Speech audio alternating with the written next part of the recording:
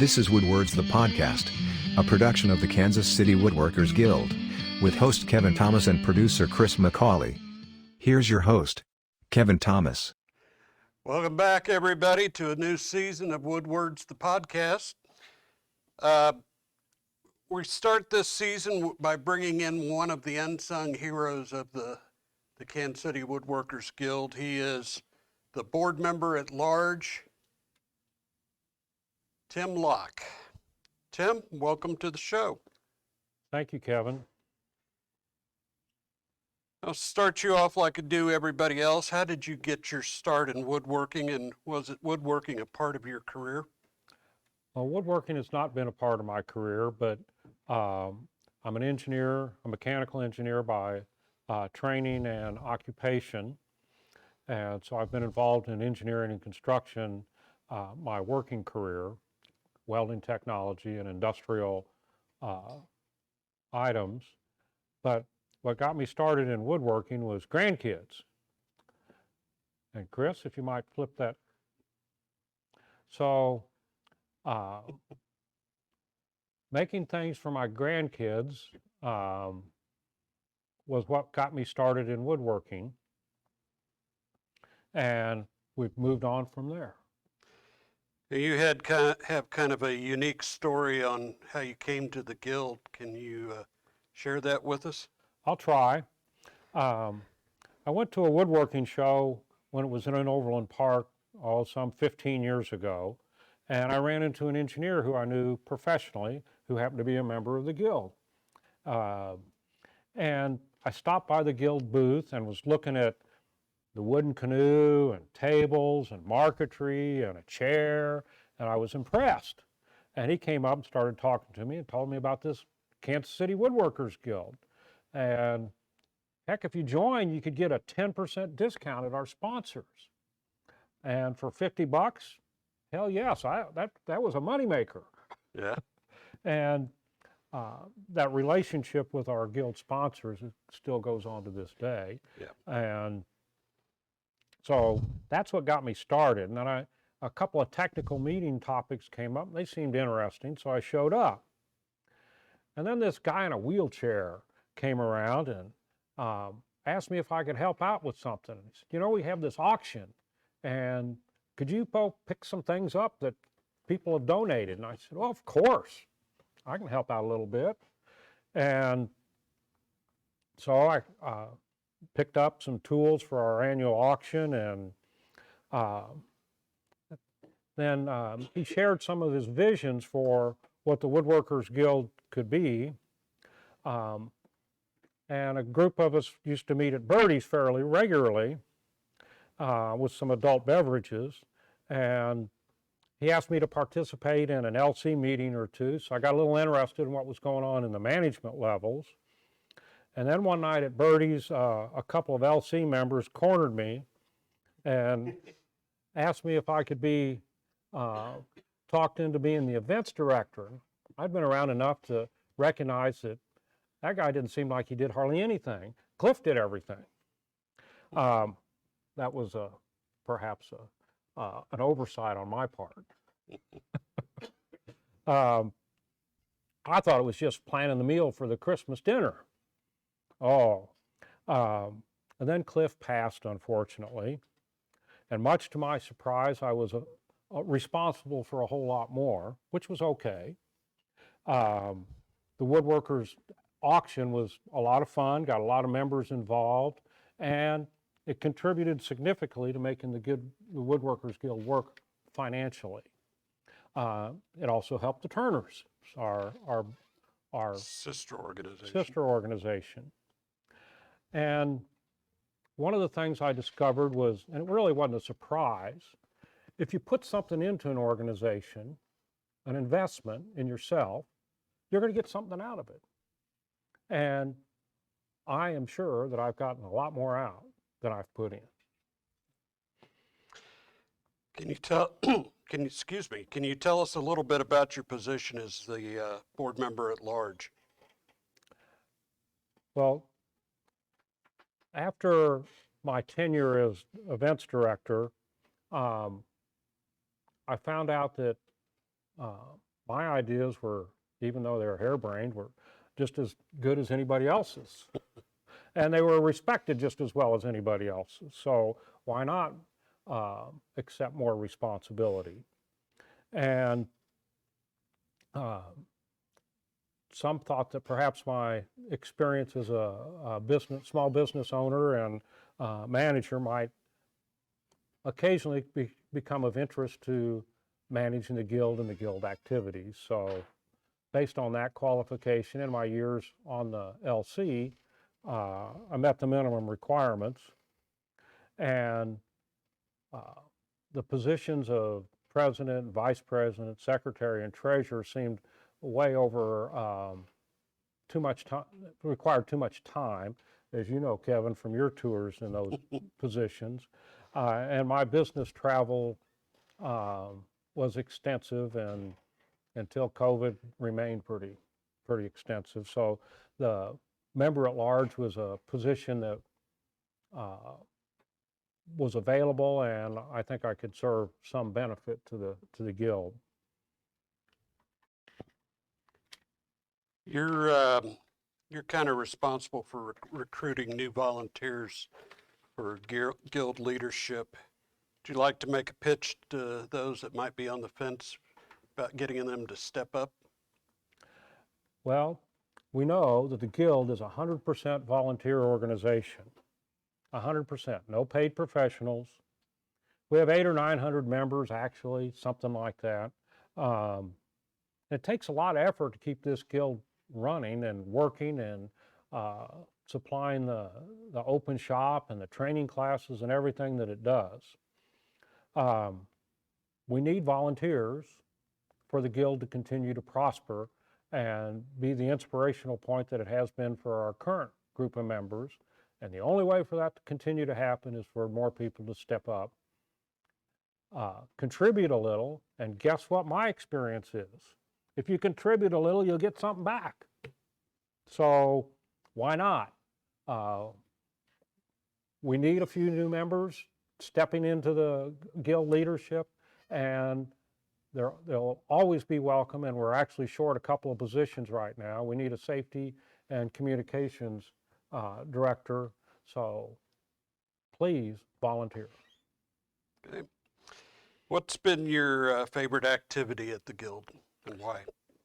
Well, I like to share the skills and the knowledge that I've learned by being a member.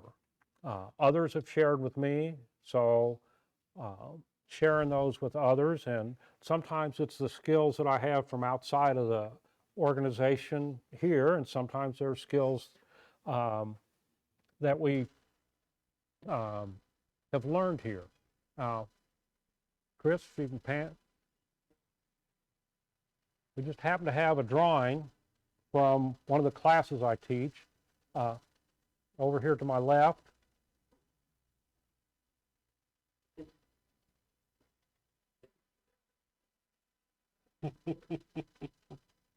So it just happened to be here from last week's class, but my engineering education's taught me a little bit about drawings and as a method of communicating.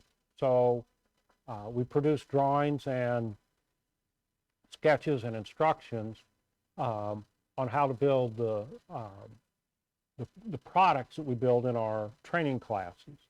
So we teach drawing and reading drawing so that people know how to make things, and you have a goal and a target and a plan, and a plan usually leads to more success. So sharing that skill set, the training, the knowledge is what I personally enjoy the most out of the guild.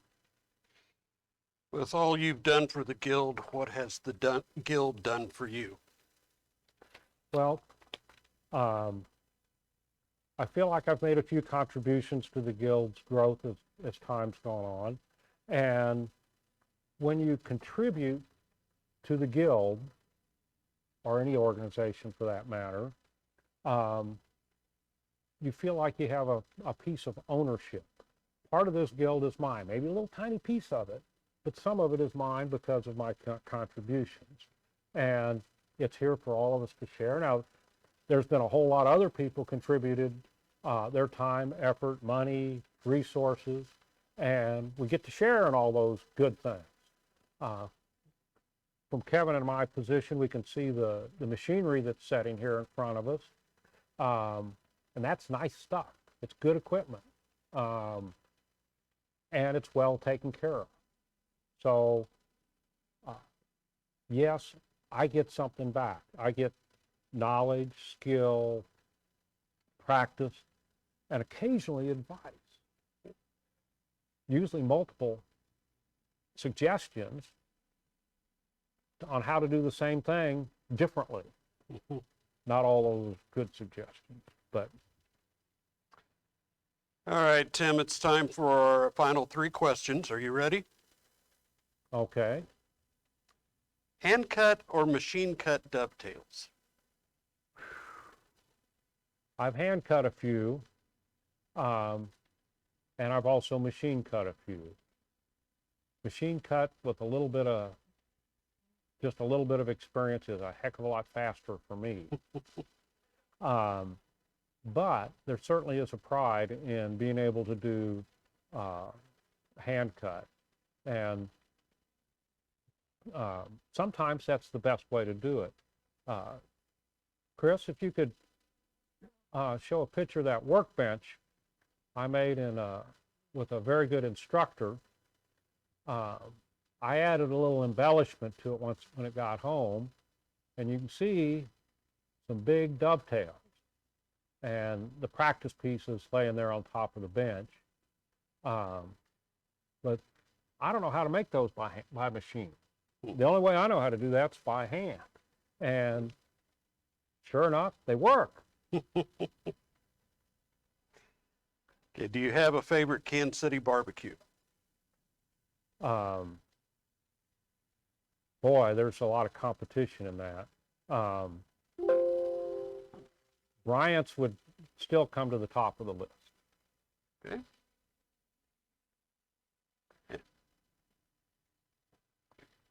I do have a couple other pieces if you want to work. Go ahead.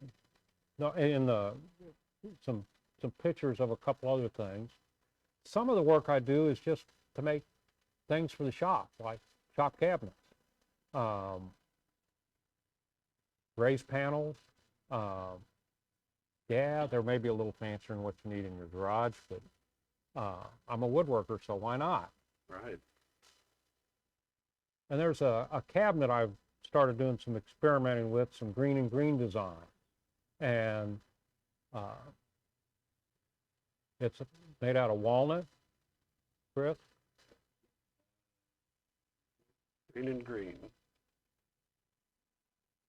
So if you zoom in a little bit, you'll see some splines and pegs that are certainly of ideas that started with green and green.